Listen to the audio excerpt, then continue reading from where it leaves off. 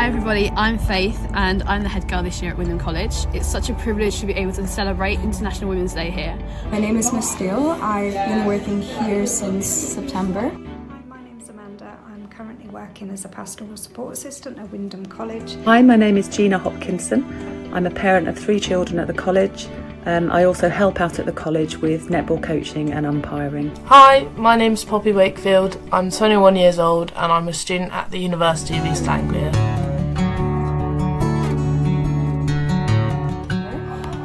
I spent 4 years in Manchester before this. I did an undergraduate and a master's in international relations at the University of Manchester with a specialism in gender studies. I joined the police. It took me a year to do that. And I joined Norfolk Constabulary and I was a police officer for a number of years, and then I took my promotion exams and became a sergeant and then an inspector and then a chief inspector. Up until last year, I was a police officer, having been a police officer for 29 years here in Norfolk. When I first joined the police force in 1993, women were treated really differently. We were outnumbered by our male colleagues, probably by about 5 to 1, I think. And as a woman, you were issued a smaller wooden truncheon than your male counterparts. My first week, straight away, I went and joined women's rugby, mainly because I'd heard it was a place where it doesn't matter what you look like, how you sounded, where you came from, everyone would just love you for you. Being surrounded by such powerful women that aren't afraid to show themselves for who they are is one of the best things of each day. In terms of my achievements in that role, the biggest one was to secure funding for mental health nurses in the police control room. I also took part in riot training, having bricks and petrol bombs thrown at me. As a female sergeant, I led units of mostly male riot-trained officers, getting ready for if we ever had riots in Norfolk. So female stereotypes, as we all know, any type of stereotypes is not what we want in this life. And it's important to break those boundaries, it's important to break those stereotypes, and it just doesn't have to be those old age boundaries that have always been in place, and everyone is equal. That's what we are created to be. We are created to be equal. People should just be who they are, I guess. And in my life, I've always been a feminist. I've taken part in a lot of activism, and I continue to do so. Yeah.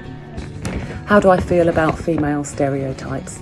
I get frustrated that these still exist. I still hear news reporters or politicians, for example, referring to policemen when in fact they mean police officers.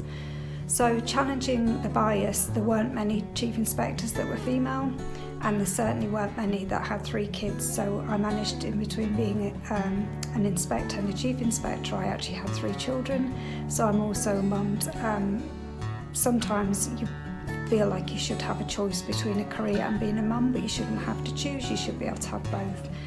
Rugby is essentially labelled as a man's sport. It's a very aggressive sport, and it's not what you would put a dainty woman to do.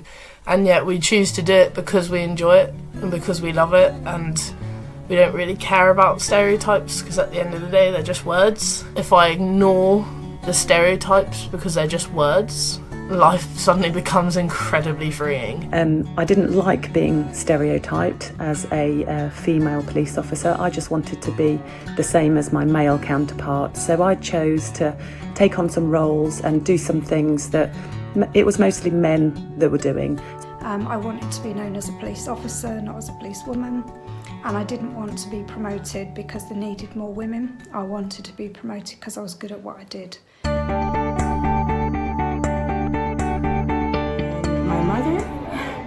I think my mother's a fantastic woman. She's very, very strong and very caring and wonderful.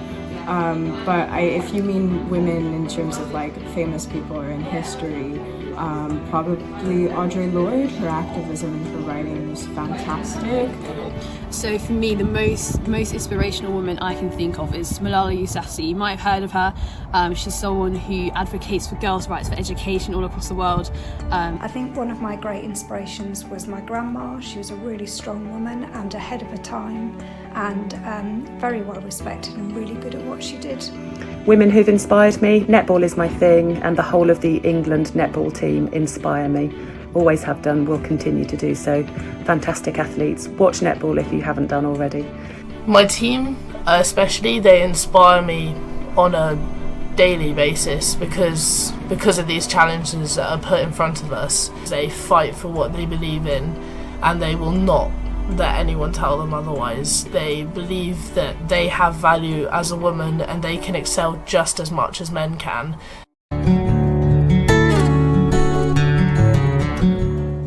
In terms of my goal for the year, I've been a dementia friend for a number of years, and I've now want to be the dementia ambassador for Wymondham College and start delivering dementia friends awareness training across the college. So that's my goal for this year.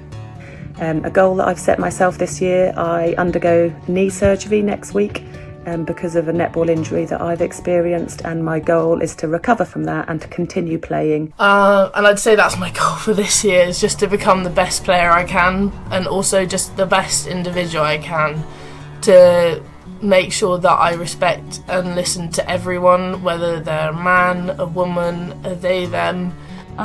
This year, a goal for myself is to do what I can in the community to make things run smoothly for you guys, and set myself up for something good for next year. My goal for this year is to finish A-levels and then hopefully go on to university to study law to help other people. And happy International Women's Day.